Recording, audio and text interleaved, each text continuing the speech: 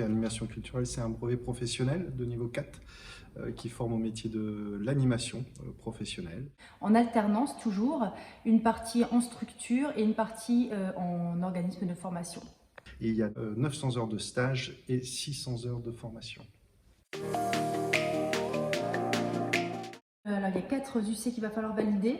Le l'UC1, l'UC2, c'est plus des UC où on va travailler la découverte de la structure, voir un peu comment elle fonctionne et voir un peu ce qui s'y passe autour de la structure. Et ensuite, on va, l'UC2, travailler sur un projet d'une importance conséquente quand même, où on va voilà, monter un projet soit autour du livre, soit autour d'un spectacle, etc. Enfin, quelque chose qui est en rapport avec le culturel. Ensuite, on a l'UC3 et l'UC4, où là, on va vraiment venir travailler sur un projet à nouveau un peu plus court, mais là, on va plus être regardé sur comment est-ce qu'on anime, quelles sont les compétences, comment on met les choses en place sur le terrain avec son public directement. Et c'est comme ça qu'on va être d'ailleurs certifié sur son terrain avec son public. Alors, ce que les stagiaires vont réussir à avoir lors de cette formation, c'est déjà tout d'abord un réseau qui va se mettre en place puisqu'on travaille avec des partenaires culturels. Donc, ils vont rencontrer des gens qui sont dans des structures culturelles pour pouvoir après avoir une facilité de venir avec leur public dans ces structures-là. Donc ça, c'est déjà très important. Et ensuite, on va aussi travailler tout ce qui est la partie d'outils pour pouvoir donner des clés à leur public, pour pouvoir faire de l'accompagnement culturel soit en amont, soit pendant ou soit après un temps fort culturel.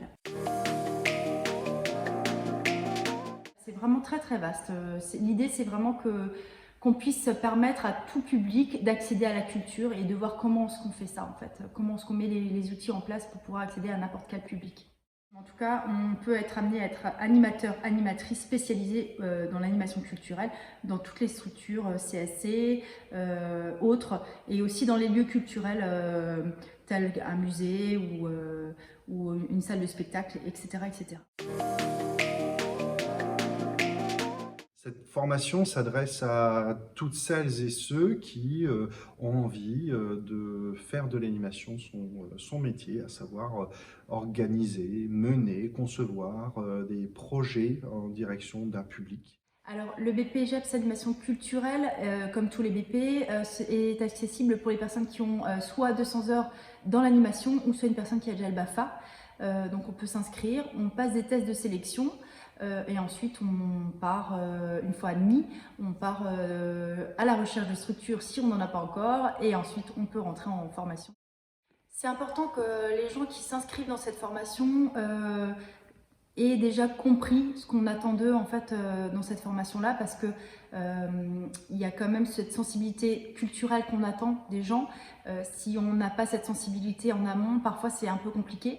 Il n'y a pas de besoin d'avoir une forte expérience en animation ou des compétences vraiment particulières en animation pour rentrer en BPGEPS. Il faut surtout bien savoir où on met les pieds, être en capacité de pouvoir bien suivre sur la durée, savoir s'impliquer, être organisé, rigoureux, suivre les choses. Donc c'est des compétences qu'on acquiert. De lâcher prise un petit peu aussi, c'est important de se dire j'ai envie d'essayer des choses et je vais tenter. Puisqu'on est vraiment là-dedans pour s'essayer dans différentes pratiques de création d'outils, etc.